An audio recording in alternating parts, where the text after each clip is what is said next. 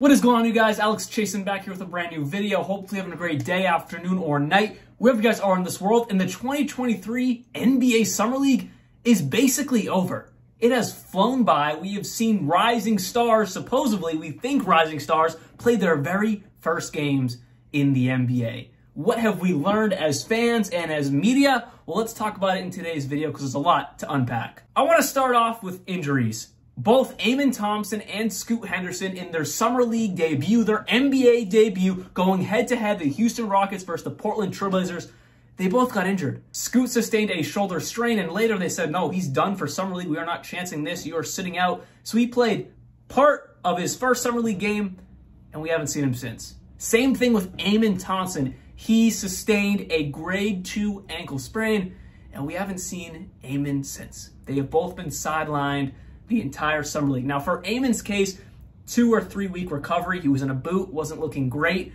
But for Scoot, shoulder strain, and he was sidelined for the rest of Summer League. I understand that you want to be very, very cautious with your rising young stars, futures of your rosters. I get it.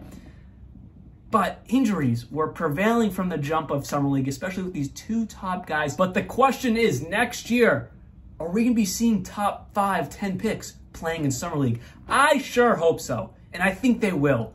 But something we've seen, and this is not the first time we've seen it, rising stars, top 10 picks getting hurt in Summer League.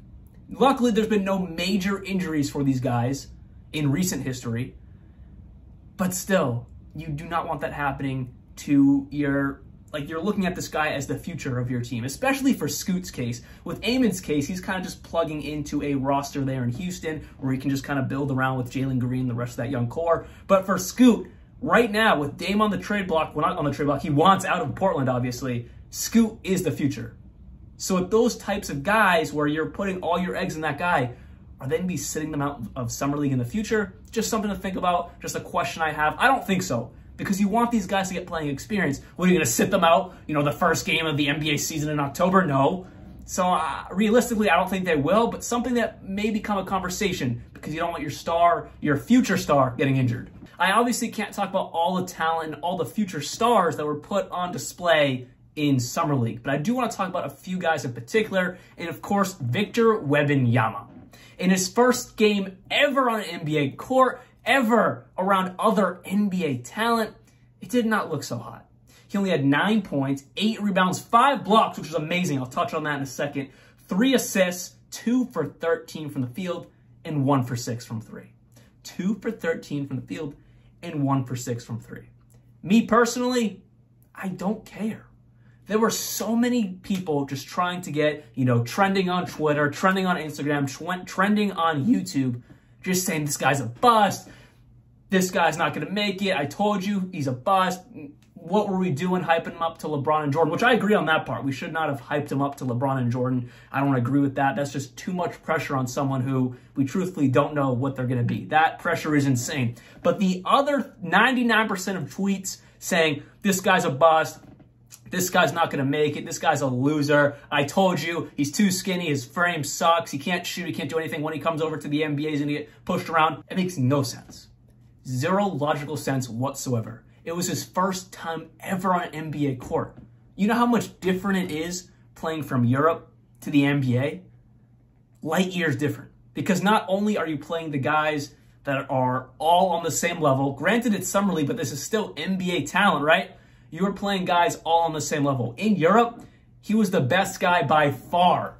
Comes over to the NBA, a rookie, let's not forget that, he's a rookie. It is rare to see someone like Luka Doncic come over from Europe and absolutely dominate the NBA like nothing happened. He is one of the only players in NBA history to just walk over from Europe, come onto an NBA court, and instantly become a sensation and a superstar. That is rare. What is more common is Giannis Antetokounmpo. Came over from Greece, wasn't even highly thought of. Was more of a project draft pick, maybe someone who could turn out pretty good, maybe a couple-time All-Star, if that. But no, he has become one of the best players ever and one of the best players in the NBA right now. That is what can happen with these European players. And Victor Wembanyama, in his second Summer League game, proved the potential was there. And no, this man might not, again, he could be, hey, He could be a bust. We don't know. We don't know. He's played 2 NBA games and then were Summer League games. But I am never going to call someone a bust after 2 Summer League games, 1 NBA season, 2 NBA seasons, 3. I need to see a half a decade before I can call someone a bust. It takes a long time for some guys to progress. Do I think that will be the case with Victor Wembanyama? No. I think he'll figure it out after his rookie year or sometime during his rookie year. And in his second Summer League game, it looked like he figured something out because he had 27 points, 12 rebounds, 3 blocks, 9 for 14 from the field, 2 for 4 from 3, and 7 for 12 from the free throw line. He figured something out, didn't he? All those bust people, come on. So let's just close that conversation. Let's give the man time to progress because he's learning from the best. Pop, he also gets to learn from Tim Duncan, Tony Parker, Manu Ginobili. He has a great support system around him in San Antonio. Best in the league in San Antonio. Let's give the man some time. And just like I said with Victor Wembanyama, the same thing applies with Brandon Miller. 15 fouls in his first 2 Summer League games combined. That's a lot. In Summer League, they give you 10 fouls to foul out because they don't want anyone fouling out. They just want the young guys play, get some NBA experience, and obviously just have fun and feel the game. For the first time ever, feel an NBA game. So I get that. I like that rule. But 15 fouls, yeah, that's a lot. Let's look at some positives. He is what we saw in college at Alabama, Roll Tide, he did it in Summer League. Fantastic 3-and-D wing. Defensively, yes, it needs to catch up a little bit with the NBA game and speed, but the signs were there. Offensively, he has so many just effortless, you don't even have to teach this guy some parts of his offensive game. And then his defense, there's so much potential there. Because we all know he's a great perimeter defender. We saw it at Alabama. It kind of didn't look great in Summer League, but again, he was just feeling out the game. He's a rookie. It's going to be a work in progress to get up to the NBA speed defensively. But offensively, arguably the harder part is scoring in the NBA.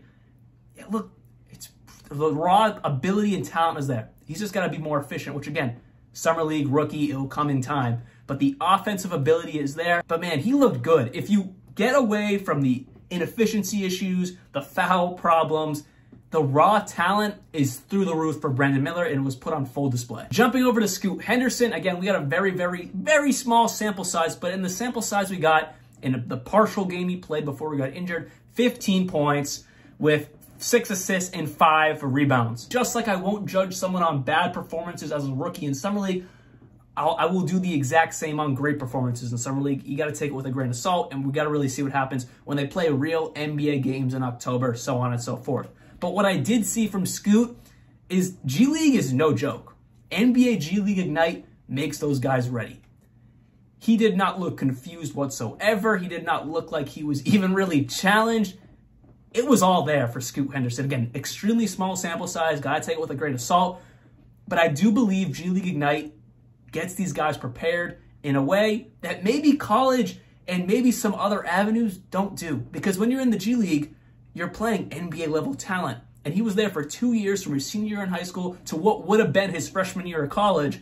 He was there playing NBA talent both years. And in, again, very small sample size, but in the sample size we got, the man looked ready to play. It did not look confused or did not look like he needed an adjustment whatsoever. The Thompson twins, again, we only saw Amen for a part of his first Summer League game and they got injured. But Asar, in the 4 Summer League games he has played, he's been playing so well. 13.5 points per game with 10 rebounds, almost 2.5 steals, 4 assists, almost 2 blocks, shooting almost 50% from the field, and under 30% from 3, which isn't great, but we knew that was an inefficiency in his game that he's going to work on. And then for Amen, in his 1 Summer League game, he had 16 points, 4 rebounds, 3 steals, 4 blocks, 5 assists. Looking at the stat sheet, seeing 3 steals and 4 blocks is just amazing. Like, that is so awesome. Again, just 1 game, can't judge it too much. But if that shows anything for both the twins, defensively, they are ready to play. Jabari Smith Jr. averaged 35 points per game in his 2 games, yes, but he only played 2 games because the Rockets were like, this kid does not need Summer League. He is far and away the best guy in Summer League, far and away the best guy on the court. He played 2 games and he was out of there. He was just partying, having fun in Vegas after that because he played 2 games and he looked like a monster among little kids. They saw what they needed to see. He progressed what they want, and hopefully that can transpire into the NBA season. 35 points per game, almost 50% from the field, 33% from three, 7 rebounds, 4 assists, 1 block. Man was a monster in the 2 games he played, and he got a buzzer beater as well in one of the Summer League games, and that was very fun to watch. So hopefully you guys did enjoy this video. I know I can't get into everyone. Like, I'm so glad Chet Holmgren is finally back on an NBA court, and hopefully he stays healthy and can finally make his NBA debut this season as a rookie, because as we all know, he got hurt last offseason and couldn't play last year. I'll be back very, very soon, and this is what we have learned in the 2023 NBA Summer League, and like always, peace out.